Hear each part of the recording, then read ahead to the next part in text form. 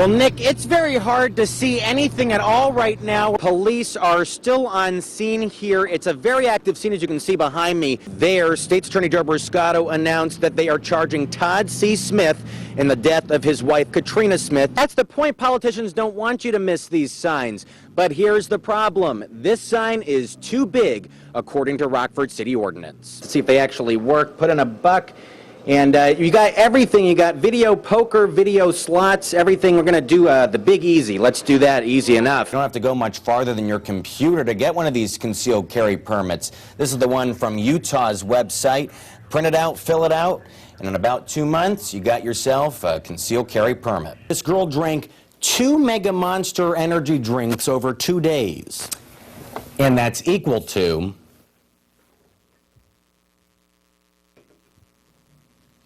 the same amount of caffeine in 14 cans of Coca-Cola. Matt Mershon's been investigating. He joins us with the latest. Matt?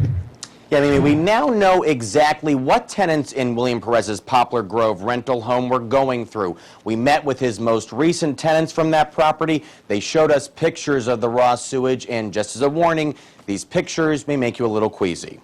We lived in raw sewage for days, and you said it was okay. These are pictures of that raw sewage backing up into 2 bathrooms of a Poplar Grove rental home rented by William Perez. When problems started in November for Tyrone White, his girlfriend, and her kids, White claims Perez dodged them any way he could.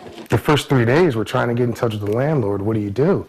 White says Perez finally sent someone out to fix the problem pipes creating the mess, but White says the problem just became worse. Whatever they did out to the pipes, and it seemed like the smell wasn't even that bad at first, but it's like they opened up a whole new avenue with this, and it got real bad overnight. He says the methane gas from the sewage made his family ill. The kids developed headaches, stomach aches, and uncontrollable diarrhea. The youngest one missed the bathroom twice, going to the bathroom where he just went all in his pants. Twice, not once, but twice. And now, since the property they once lived in was condemned by the health department last week, they say they're homeless until the 2 unemployed parents can find work and put their family back into a home. Luckily, White and his family are staying with friends tonight. We tried to reach out to Mr. Perez again, but he declines to do an interview. We also spoke with the Boone County State's Attorney today. She says she's aware of the issue and is now reviewing the file to decide whether to pursue legal action against Mr. Perez. In the studio, Matt Mershon, WTVO 17 News.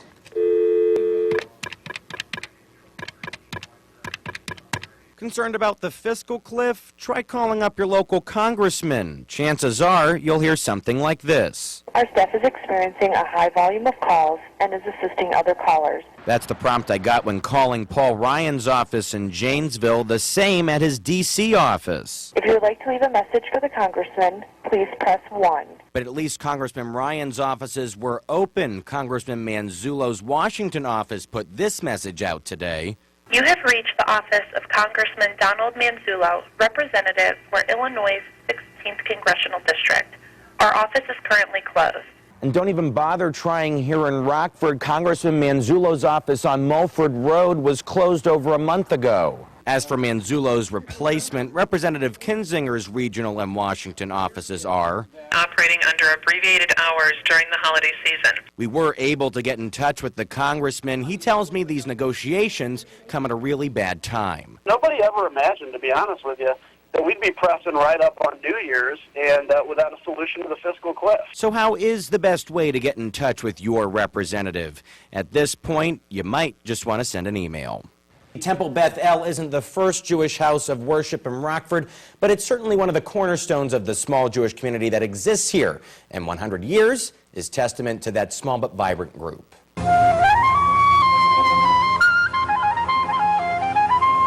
I moved to Rockford in 1949 as a bride.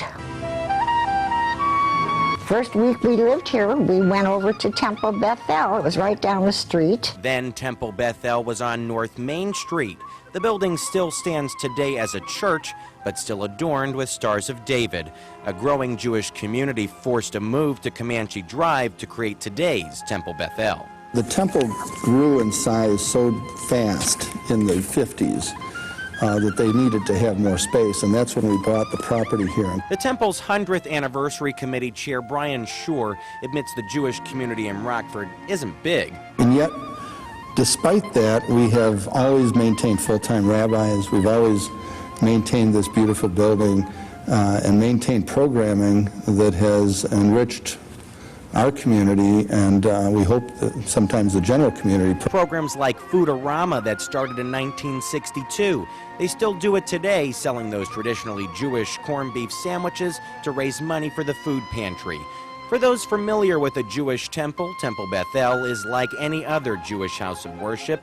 It boasts a Sunday school and Hebrew school. They celebrate bar and bat mitzvahs, weddings as well. But with a small Jewish population in Rockford, how has Temple Beth-El maintained?